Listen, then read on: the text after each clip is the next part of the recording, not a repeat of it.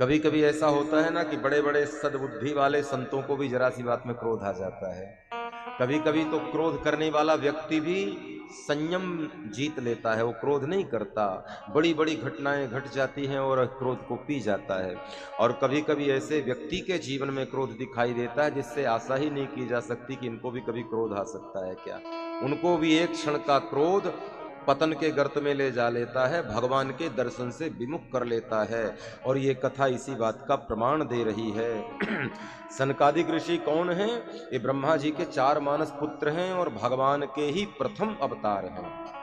सएव प्रथमम देवः कौमारम सर्गमास्थितः चचार दुश्चरम ब्रह्मा ब्रह्मचर्यमखंडितम।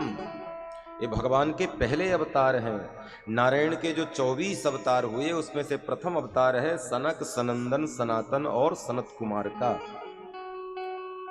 एक बार सनकादिकों के मन में भगवान नारायण के दर्शन की लालसा जागी कि चलो वैकुंठ में वैकुंठवासी नारायण का दर्शन करेंगे, उनके चरणों में बैठकर थोड़ी देर आश्रय लेंगे, मन को शांति मिलेगी। तो चारों ऋषि कुमार, चारों सनकादिक कुमार चले गए वैकुंठ। अब वैकुंठवासी नारायण के पार्षद कौन हैं? जय और विजय। अब उनकी तो बेचारों की ड्यूटी है कि कोई भी बिना भगवान की आज्ञा के अंदर न जाने पाए। रोक दिया सनकादिकों को, महाराज आप अंदर नहीं जा सकते, भगवान इस समय विश्राम कर रहे हैं।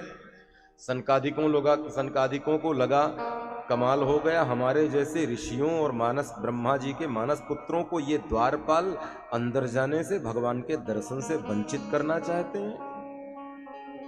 और हठ पूर्वक जाना चाहा तो द्वारपालों ने रोक दिया, वो उनकी जिम्मेदारी है, अपने कर्तव्य का पालन किया। ऋषियों ने श्राप दिया, जाओ तुम 3 जन्मों तक राक्षस हो जाओ।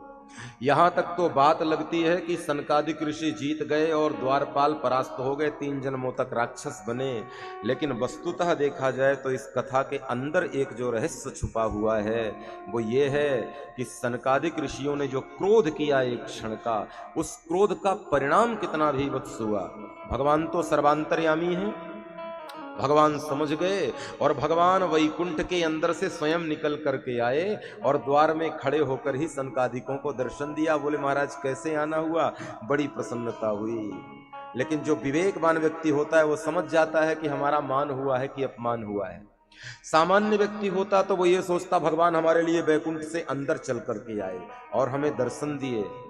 लेकिन सनकादिक ऋषि कोई सामान्य नहीं थे। सनकादिक ऋषि समझ गए कि भगवान ने आकर के दर्शन नहीं दिया बल्कि हमें वैकुंठ में प्रवेश होने से रोक दिया। एक क्षण का क्रोध भगवान के इतने प्रिय भक्तों को भी, भगवान के इतने अनन्य भक्तों को भी वैकुंठवास और नारायण के समीपता से रोक दिया। यदि वैकुंठ में प्रवेश हो जाता और भगवान अंदर दर्शन देते तो इनकी धन्यता थे, लेकिन भगवान ने बाहर की बाहर निकाल दिया, स्वयं चल करके आए। जैसे आपके घर में कोई आए मिलने के लिए, बड़ी श्रद्धा के साथ कि मिलने आए हैं और आपको पता लग जाए कि आ गए हैं और आप दरवाजे पे आके खड़े हो जाएं हाथ बंद करके, और कैसे आना हुआ और सब बढ़िया कुशलता है, चलिए बड़ा अच्छा लगा है आपको देख करके, मिल करके, आते रहा करिए, ऐसी मुलाकात हो जाए। अब थोड़ा हमें निकलना है, कुछ काम से जाना है, फिर आइए मुलाकात होगी, तो कैसा लगेगा? वो आदमी मान समझेगा कि अपमान समझेगा? तो किसी के अपमान करने की ये भी एक पद्धति है, अंदर प्रवेश नहीं देना तो बाहर की बाहर ही